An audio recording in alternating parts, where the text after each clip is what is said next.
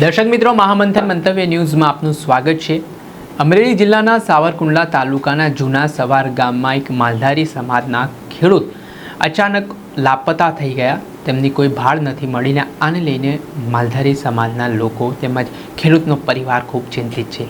આજથી 5 દિવસ પહેલાં વાઘજીભાઈ દેસાઈ નામના ખેડૂત છે તે પરિવારને ખેતી કામ કરવા જઉં છું તેમ કહીને ગયા હતા। ત્યારે ટ્રેક્ટર પણ ત્યાંથી મળી આવ્યું છે, પણ તેઓ રાત્રે પરત ના ફર્યા। તેને લઈને પરિવારજનો ચિંતિત થયા। ત્યાર પછી બીજા દિવસે પણ તેમની કોઈ ભાળ ન મળીને અંતે સ્થાનિક પોલીસનો સંપર્ક કરવામાં આવ્યો અને સાવરકુંડલા પોલીસને જાણ કરવામાં આવતા હવે પોલીસ દ્વારા તપાસના ધમધમાટની શરૂઆત કરવામાં આવી છે।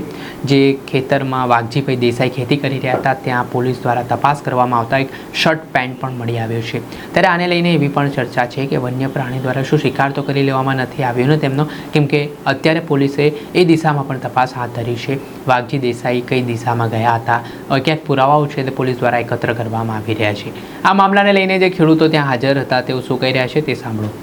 અમારા જૂના સાવર ગામના ખેડૂત દિલીપભાઈ વાઘજીભાઈ દેસાઈ છેલ્લા લગભગ 5 દિવસથી લાપતા હતા, ઘેરે નહોતા, પોતે એકલા રહે છે।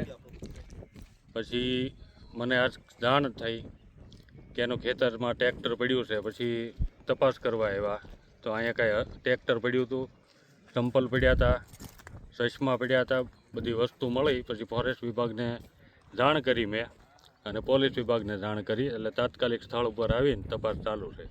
શેની તપાસ? આમ તમારે શેનો અંદાજ છે અત્યારે? તમારે અહીંયા લોહી પણ છે, કદાચ વન્ય પ્રાણીએ હુમલો કર્યો એવી આશંકા છે।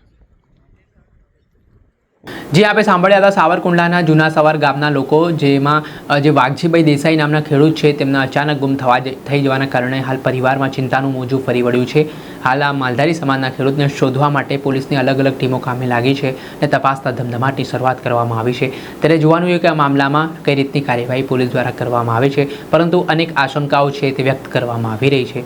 હવે શું બહાર નવા જૂની આવે છે તે આવનારા સમયમાં ખબર પડશે। દર્શક મિત્ર, આવા જ અહેવાલ જોવા માટે મહામંથન મંતવ્ય ન્યૂઝ જોતા રહો, લાઇક કરો, શેર કરો।